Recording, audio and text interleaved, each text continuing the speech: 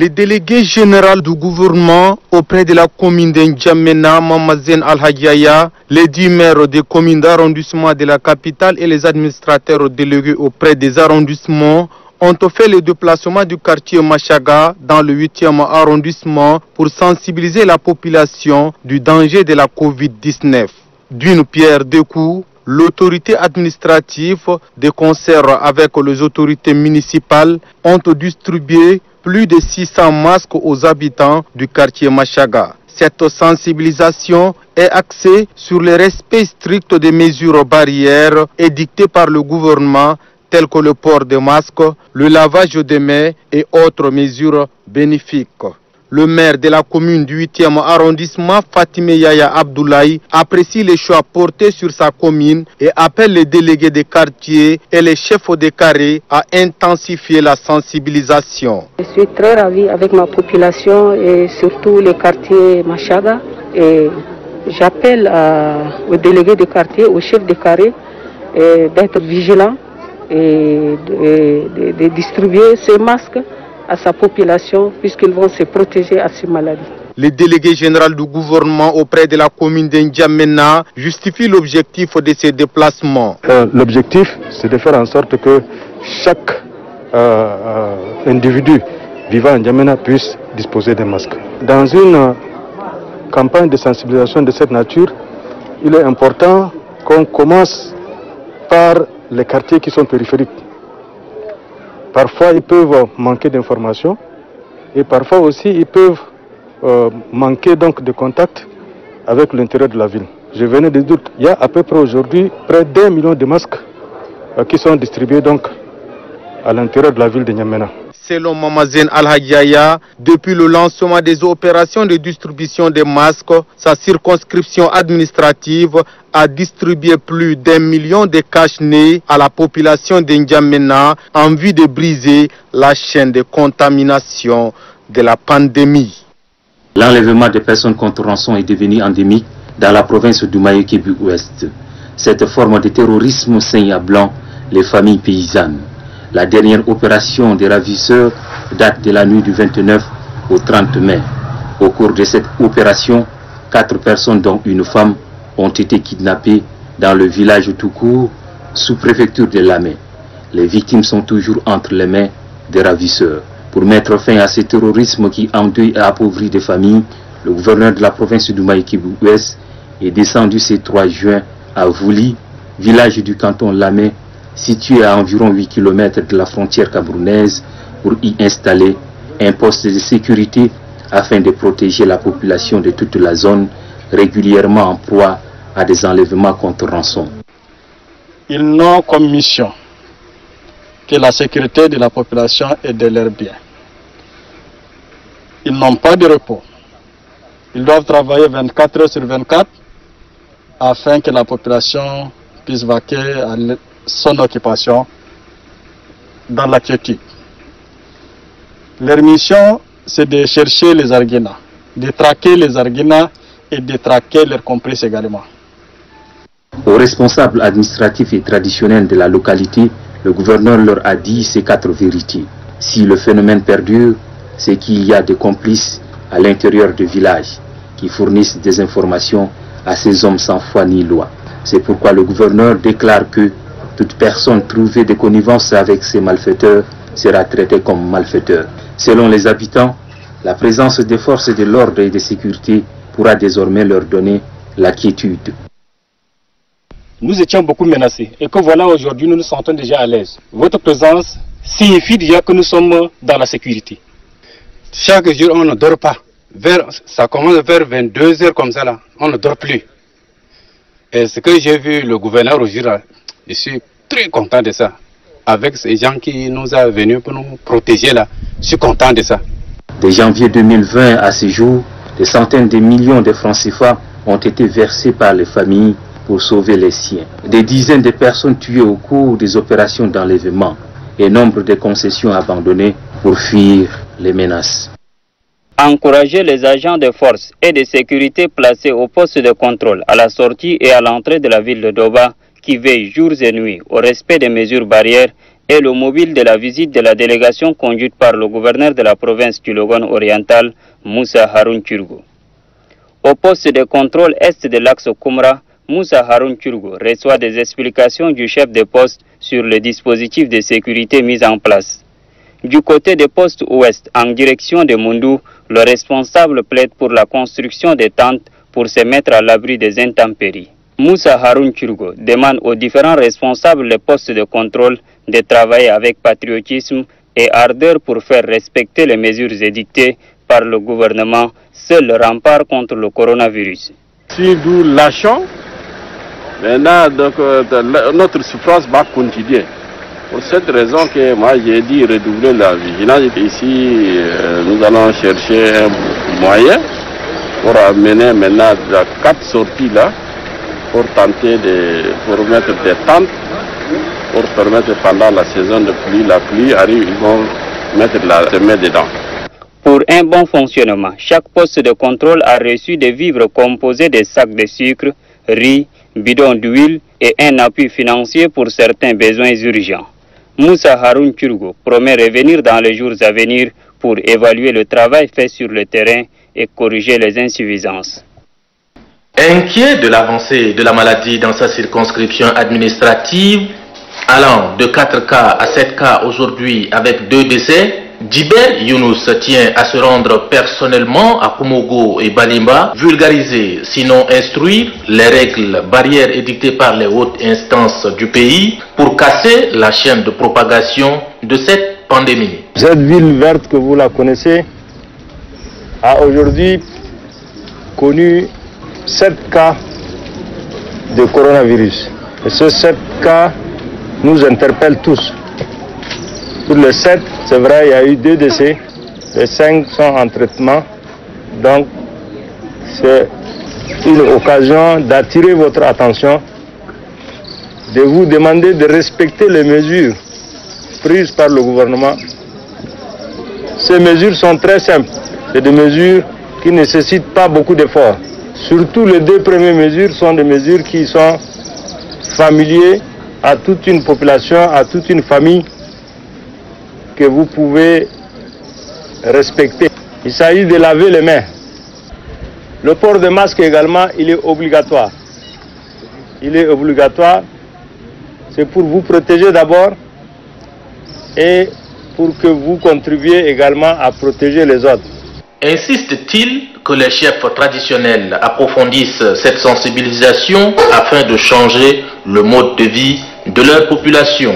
Joignant l'acte à la parole, le gouverneur du Moyen-Chari, Djiber Younous, a remis ses cache-nez et ses dispositifs de lavage de mains aux sous-préfets de ces localités pour aider la population à régulièrement se laver les mains et se protéger. La visite du gouverneur de la province de l'Ennedi-Est chez le partenaire humanitaire est le dernier verrou de la tournée entamée depuis quelques jours à l'effet de s'enquérir des réalités locales. Au HCR, le chef de bureau Mahamat Al-Hadingare décline la mission de son agence, assurer la protection des réfugiés.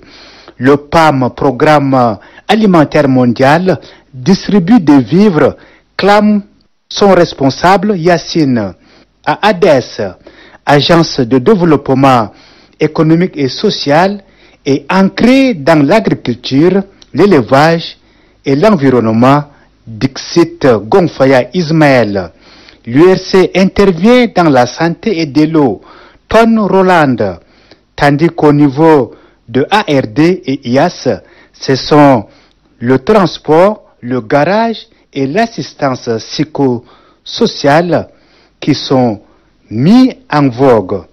L'URC gère l'éducation et la PLFT s'occupe des conseils juridiques, informe respectivement Adeline Dobio et Zakaria Gadaya. Une visite qui a tout son sens. Voir de visu tout ce qui marche et ce qui ne marche pas. Ça me donnera un peu l'idée de bien coordonner mes actions dans ma province. Mettez-vous au travail pour relever les défis, a conclu le représentant du président de la République dans l'Ennedi-Est, Ngarboujoum Médor Jacob. Les efforts des autorités administratives du Bata ont réussi à mettre fin à un différend de 10 ans entre deux tribus arabes, Adaouné et Hamidé, qui vivaient depuis une éternité dans le département du Fitri. En effet, un différend lié à un litige foncier agricole dans un ferrique près du village Riyad, dans le canton d'Urto, s'est transformé en crise des clans, ce qui a provoqué une insensibilité entre les deux parties. Déterminés à combler les fossés entre eux et parvenir à la paix et au vivre ensemble, les représentants des deux parties ont enfin signé l'accord de réconciliation. Ceci après 3 jours de négociations pilotées par la délégation administrative conduite par le secrétaire général de la province du Bata, Saleh Agar Tidjani, avec l'appui du sultan du Fitri, des autorités locales, civiles et militaires et du président du tribunal de grande instance d'Ati. L'accord prend en compte les aspirations des deux parties et les propositions de l'administration. Une zone tampon est par conséquent créée entre les deux parties. Les concernés et les autorités traditionnelles ainsi que les membres du comité de médiation ont apprécié les grands efforts déployés par la délégation du secrétaire général de la province du Bata, soulignant que ces efforts contribueraient à unir les rangs et à rejeter la division et les différences. Le secrétaire général de la province du Bata, Saleh Agar Tidjani, a au nom du gouverneur exhorté les deux parties et partant toute la population à cesser avec les réclamations des terroirs ou des champs, et il leur a prêché l'amour du prochain et la vie en harmonie. En début des mesures salvatrices prises par le gouvernement, soucieux du bien-être de la population, la province de Silla vient d'enregistrer son premier cas confirmé de la maladie à coronavirus en date du 1er juin 2020 à Aradip, dans le département de Koukou-Angara. De ce fait, j'invite toute la population de Silla de rester sereine, ne pas céder à la panique, car toutes les dispositions sont prises pour l'isolement des cas suspects. Les dispositifs de prévention seront vulgarisés pour se prémuniser du Covid-19. Les opérations de sensibilisation seront intensifiées de manière à toucher tous les coins et les recoins. Pour ce faire, les autorités traditionnelles, religieuses, les associations de jeunes et de femmes doivent s'impliquer afin de relier l'information relative à la Covid-19. Cependant, la population doit se tenir à l'application des mesures simples édictées par le gouvernement qui sont entre autres le lavage des mains au savon, l'utilisation des gels hydroalcooliques, le port de casque obligatoire, le respect de la distanciation sociale au moins d'1 mètre, éviter le groupement tel que les cérémonies de mariage, le baptême, le deuil, etc. Devant cette situation, l'appui de tous nos partenaires, à savoir les représentants du système des Nations Unies, les ONG nationales et internationales de la place, est vraiment souhaité pour faire face à ces mal qui déstabilisent le monde, y compris notre pays, le Tchad.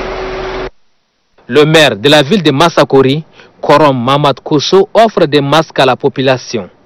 Les commerçants du marché de cette ville, les éléments de la Légion numéro 18 de la gendarmerie nationale, les détenus de la maison d'arrêt et le personnel du palais de justice de Massakori bénéficient gracieusement de ces matériels de protection. Une initiative qui traduit dans les faits les orientations du président de la République Idriss Déby Itno, qui invite chaque regroupement à apporter sa pierre dans la lutte contre cette pandémie. Nous avons décidé de distribuer des cache-nez à toutes les couches sociales. Nous avons commencé avec le marché central. Donc ce matin, nous avons travaillé avec les forces de défense et de sécurité. L'initiative de l'autorité municipale de Massakori va s'intensifier dans d'autres localités de la province de Hadjalamis. Elle a pour objectif de renforcer le dispositif de protection contre le coronavirus. La sensibilisation pour la lutte contre la pandémie de Covid-19 entamée par le conseil provincial du MPS de Bahr el Ghazal se poursuit. À Chadra, chef-lieu du département de Bahr el Ghazal Ouest, les autorités administratives, civiles, militaires, les représentants des partis politiques et de la société civile sont sortis pour écouter les messages livrés par le secrétaire général provincial du MPS de Bahr el-Ghazal, Mamad Amin Abdrasoul. Après avoir présenté la situation épidémiologique de notre pays et les mesures barrières, Mamad Amin Abdrasoul invite l'assistance au respect de ces mesures. La contamination du Covid-19 est devenue communautaire. C'est pourquoi je vous appelle à faire des preuves de civisme et de responsabilité en observant à la lettre les mesures barrières. Au titre symbolique, des cache-nez ont été remis au secrétaire général du département de Bahr el-Ghazal Ouest. Le Covid n'a pas encore de traitement approprié, mais le seul remède réside sur le respect des mesures barrières qui sont déjà édictées par le gouvernement.